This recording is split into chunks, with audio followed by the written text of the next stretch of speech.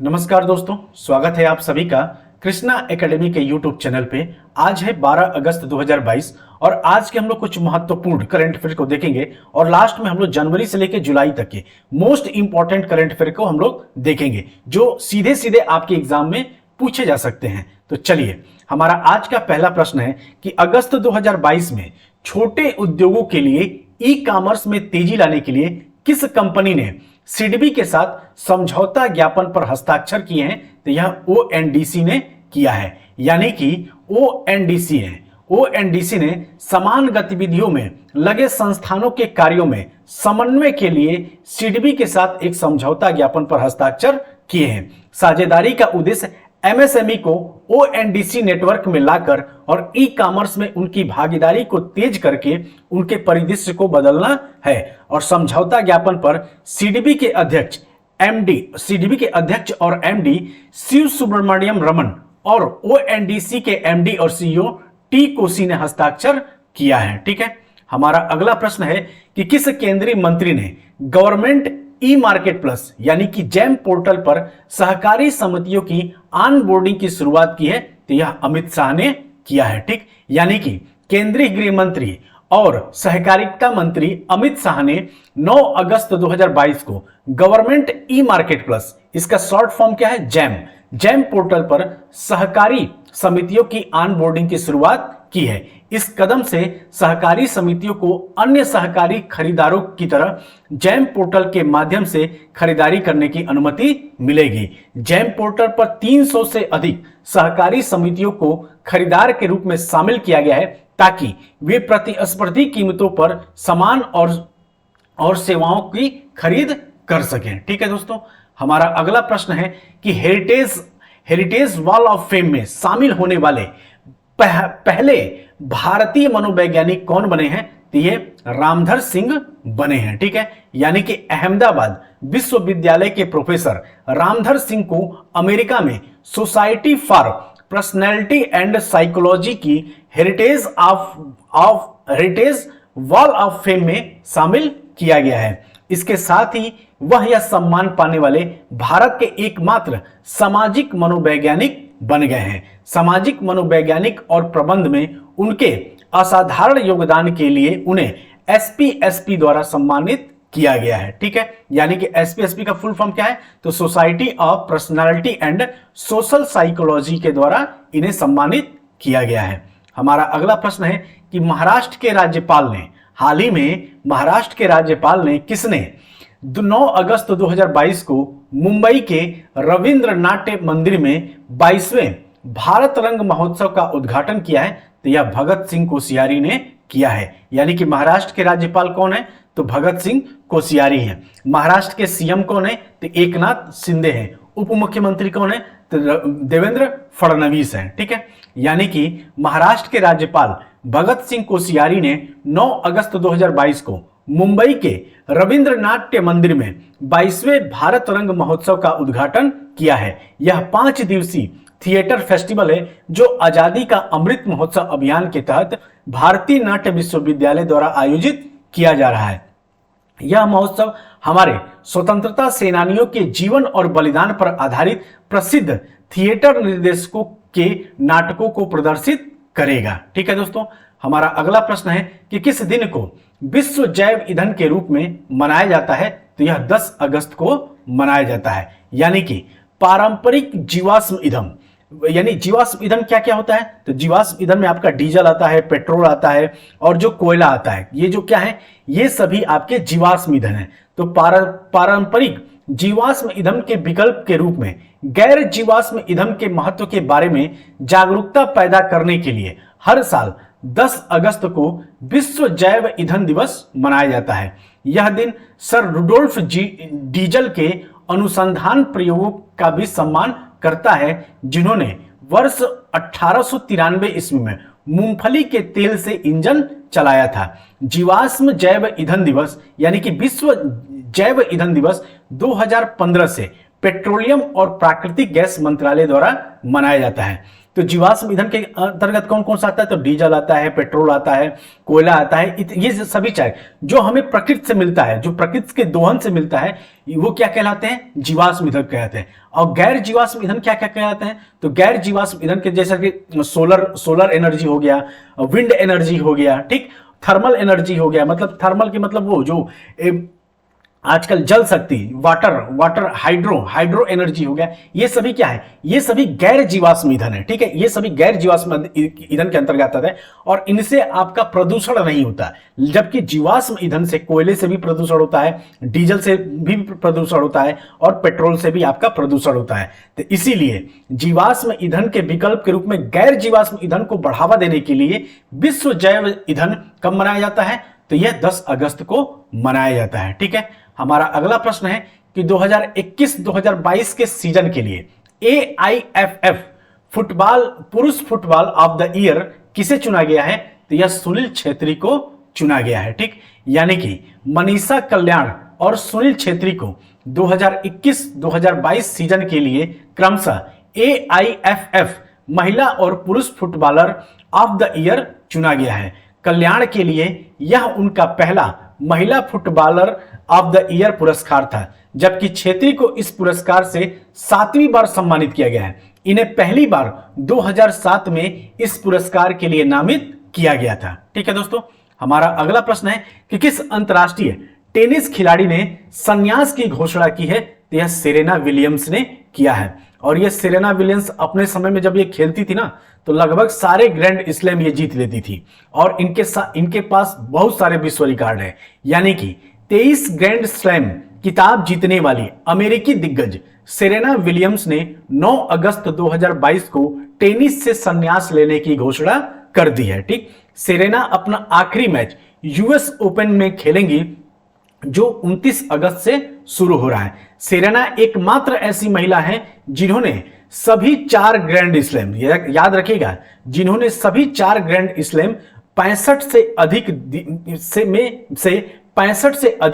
जीत दर्ज की है। यानी कि कहने का मतलब यह है कि सेरेना विलियम्स एकमात्र ऐसी टेनिस खिलाड़ी हैं जिन्होंने सभी 4 ग्रैंड स्लैम में 65 से अधिक जीत दर्ज की हैं और उन्होंने आखिरी बार 2017 में ऑस्ट्रेलिया ओपन में ग्रैंड स्लैम किताब जीता था। देखिए, जब से इनकी शादी हो गई और इनकी एक बच्ची हो गई, उसके बाद से इन्होंने कुछ सालों तक टेनिस से दूरी बनाए रखा, उसके बाद से कमबैक कर पाई। तो एक तो आपको पता है कि भाई किसी भी महिला को एक मां बन जाने के बाद जिम्मेदारियां बढ़ जाती हैं, तो इन्होंने तब से इनका परफॉर्मेंस थोड़ा सा गिर गया, लेकिन इसके पहले ये लगातार जीतती आ रही थी, लगातार हर ग्रैंड स्लैम ये जीत लेती थी। लेकिन इनका लास्ट मुकाबला कौन इन्होंने जीता है?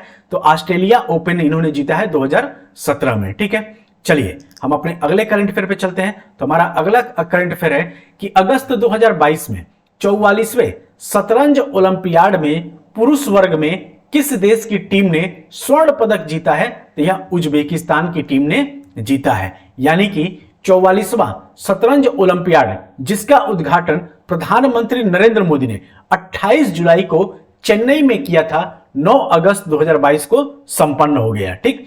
भारत बी टीम ने ओपन वर्ग में कांस्य पदक जीता, जबकि एक की महिला टीम ने तीसरे स्थान पर रही। पुरुष वर्ग में उज्बेकिस्तान की टीम ने स्वर्ण पदक जीता है और शतरंज ओलंपियाड का अगला जो संस्करण 2024 में हंगरी के बुडापेस्ट में आयोजित किया जाएगा। तो इस चीज को आप याद रखें। क्वेश्चन आपसे पूछा जा सकता है कि शतरंज ओलंपियाड का 45वां संस्करण, ये 44वां संस्करण था, अगला कौन सा संस्करण होगा? तो 45वां संस्करण होगा। तो आपसे क्वेश्चन पूछा जा सकता है कि शतरंज ओलंपियाड का 45वां संस्करण 2024 में कहां आयोजित होगा? तो याद रखिएगा, हंगरी के बुडापेस्ट में आयोजित होगा, ठीक है दोस्तों।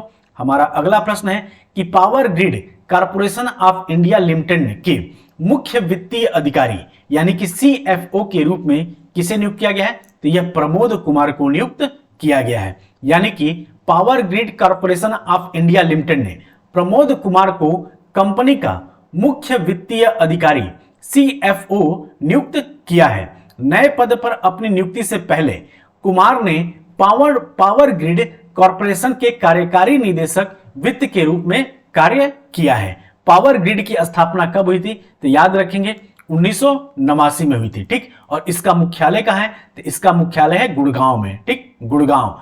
यह मुख्य रूप से भारत के विभिन्न राज्यों में बल्क पावर के ट्रांसमिशन में लगी हुई है। ठीक है दोस्तों, हमारा अगला और आज का लास्ट क्वेश्चन है कि हाल ही में कौन open network for digital commerce यानी कि ONDC में शामिल होने वाली पहली बड़ी टेक कंपनी बन गई है? तो यह माइक्रोसॉफ्ट बन गई है। ठीक, यानी कि Microsoft open network for digital commerce यानी कि ONDC में शामिल होने वाली पहली बड़ी टेक कंपनी बन गई है। ONDC एक भारत सरकार समर्थित मंच है जो सभी ई कॉमर्स कंपनियों को समान अवसर प्रदान करने के लिए बनाया गया है। ONDC के माध्यम से इसका भारतीय बाजार में सोशल ई कॉमर्स को पेश करने का इरादा है। यह भारत में एक शॉपिंग ऐप भी लॉन्च करेगी जो ONDC नेटवर्क पर उपलब्ध होगी। तो दोस्तों, ये थे हमारे आज के कुछ महत्वपूर्ण करंट अफेयर्स। अब हम लोग चलते हैं अपने जनवरी से लेकर जुलाई तक के मोस्ट इंपॉर्टेंट करंट अफेयर का रिवीजन कर लेते हैं। तो हमारा पहला प्रश्न है कि राष्ट्रपति रामनाथ कोविंद ने किस राज्य में संत कबीर अकादमी और अनुसंधान केंद्र का उद्घाटन किया है? तो यह उत्तर प्रदेश का में किया है। ठीक है, हमारा अगला प्रश्न है कि किस राज्य में भारतीय खाद्य सुरक्षा एवं मानक प्राधिकरण की राष्ट्रीय खाद्य प्रयोगशाला का उद्घाटन किया गया है? तो यह बिहार में किया गया है। हमारा अगला प्रश्न है कि किस राज्य में भारत के पहले क्रिप्टो गेमिंग गार्डन का उद्घाटन किया गया है? तो याद रखिएगा उत्तराखंड में किया गया है। हमारा अगला प्रश्न है कि किस राज्य में स्थित मेनार पक्षी गांव को आर्द्र भूमि क्षेत्र घोषित किया गया है? तो यह राजस्थान को में घोषित किया गया है। हमारा अगला प्रश्न है कि किस राज्य सरकार ने राष्ट्रीय MSME पुरस्कार 2022 में प्रथम पुरस्कार जीता है? तो यह उड़ीसा ने जीता है। हमारा अगला प्रश्न है कि यूके संसद द्वारा किसे आयुर्वेद रत्न पुरस्कार दिया गया है? तो यह तनुजा नेसारी को दिया गया है। हमारा अगला प्रश्न है कि किस अंतर्राष्ट्रीय भारतीय फिल्म अकादमी अवार्ड 2022 में किसे सर्वश्रेष्ठ अभिनेता का अवार्ड दिया गया है? तो यह विक्की कौशल को दिया गया है। और किसके लिए दिया गया है? तो सरदार उधम सिंह फिल्म के लिए दिया गया है। अगर आपसे पूछेगा कि अंतर्राष्ट्रीय भारतीय फिल्म अकादमी अवार्ड 2022 में किसे सर्वश्रेष्ठ अभिनेत्री का अवार्ड दिया गया है? तो कृति सेनन को दिया गया है। किसके लिए दिया गया है? तो मिमी फिल्म के लिए दिया गया है। आप इसे भी याद रखेंगे। ठीक है, हमारा अगला है कि किसे प्रतिष्ठित शिरोमणि पुरस्कार दिया गया है? तो मिशेल पूनावाला को दिया गया है। हमारा अगला प्रश्न है कि किस देश की गणितज्ञ मैरिना वियाजोवस्का ने प्रतिष्ठित फील्ड मेडल 2022 जीता है? तो यूक्रेन ने जीता है। ठीक है, हमारा अगला प्रश्न है कि भारत ने किस देश के चीतों को लाने के लिए समझौता किया है? तो यह नामीबिया को किया है। यानी कि भारत ने किस देश के चीतों को लाने के लिए समझौता किया? तो आप याद रखेंगे नामीबिया के देश के साथ किया गया है। और यह नामीबिया कहां पे है? तो यह दक्षिण अफ्रीका का देश है। ठीक है, हमारा अगला प्रश्न है कि किस देश ने यात्रियों को उनके अधिकारों को जानने में मदद के लिए एविएशन पैसेंजर चार्टर लॉन्च किया है? तो यह ब्रिटेन ने किया है। ठीक, हमारा अगला प्रश्न है कि भांग को वैध करने वाला देश का एशिया का पहला देश कौन बन गया है? तो यह थाईलैंड बन गया है। तो याद रखिएगा, अगर आपसे क्वेश्चन पूछेगा कि भांग को वैध करने वाला एशिया का पहला देश कौन बना है? तो थाईलैंड बना है। और हमारा लास्ट क्वेश्चन है कि यूरो को मुद्रा के रूप में अपनाने वाला दुनिया का 20वां देश कौन सा बना है? तो यह क्रोएशिया बन गया है। ठीक है दोस्तों, तो आप इसे याद रखिए। ठीक है दोस्तों, तो ये रहा आज का महत्वपूर्ण करंट अफेयर। दोस्तों, जो मैंने कल वीडियो बनाया था सुपर टेट वैकेंसी के बारे में, उसमें बहुत सारे लोग कंफ्यूज हो गए। देखिए, अभी सरकार सिर्फ स्कूलों में अधियाचन दी है, जैसे कि मान लीजिए कि वो डिस्ट्रिक्ट वाइज पहुंचता है। अभी हो सकता है कि बनारस में मेरे पहुंचा है, अभी और डिस्ट्रिक्ट में नहीं पहुंचा है। तो बनारस में अब आपके उत्तर प्रदेश में 75 जिले हैं, तो 75 जिलों में अधियाचन मांगा जा रहा है। इसका मतलब ये नहीं कि सरकार इसी साल आपको वैकेंसी दे देगी। उसके मतलब काम यह है कि सरकार ने भर्ती प्रक्रिया पे अपना धीरे धीरे काम शुरू कर दिया है। उसने भाई अभी ट्रांसफर की प्रक्रिया तो चल रही है, अभी समायोजन की प्रक्रिया पूर्णतः खत्म तो हुई नहीं है, अभी 80% अभी आपका काम हुआ है, अभी 80% समायोजन की प्रक्रिया चल रही है। और समायोजन भी दो प्रकार का होता है, एक होता है कि जिले के अंदर ट्रांसफर और एक होता है जिले के बाहर ट्रांसफर। तो जिले के बाहर ट्रांसफर जो हम जिस समायोजन की बात किए हैं वो जिले से बाहर वाला ट्रांसफर है। अब वो किसका हुआ है? तो 68,500 वाले बच्चों का हुआ है, ठीक है, जो 68,500 में जितने भी टीचर सेलेक्ट हुए हैं उनका हुआ है। तो मैं उस समायोजन की बात कर रहा हूं। अभी जो चाल चल रहा है, जैसे 69,000 वैकेंसी में जो समायोजन चल रहा है वो जिले के अंदर ट्रांसफर चल रहा है। जैसे कि मान लीजिए कि मैं हूं, मेरा है बनारस में, ठीक, अब बनारस में मेरा मान लीजिए स्कूल थोड़ा सा नजदीक है, मेरे घर से थोड़ा सा दूर है, ठीक। अब मैं चाहता हूं कि यार उतना दूर कौन जाए, 10 किलोमीटर कौन जाए, इससे बढ़िया है कि मेरे घर से 2 किलोमीटर वाले बगल वाले स्कूल में हम अपना ले लेते हैं, मतलब ट्रांसफर करवा लेते हैं। तो ये होता है जिले के अंदर ट्रांसफर, मतलब जिले के अंदर ही स्कूलों में ट्रांसफर। तो ये ट्रांसफर अभी शुरू हुआ है। अभी इसकी जो 69,000 में ये जो जिले के अंदर जो ट्रांसफर हो, इसका अभी प्रक्रिया चल रहा है, अभी शुरू भी नहीं हुआ है, मतलब बस बात चल रही है इस पे कि ये करने की। दो प्रकार के समायोजन होता है। मैंने पहले प्रकार के समायोजन की बात किया है जो जिले से बाहर होता है। देखिए, सरकार अपना काम धीरे धीरे चेक कर रही है। इससे एक न्यूज ये मिलता है कि सरकार अधियाचन मांग रही है, इसका मतलब सरकार भर्ती देने के मूड में है।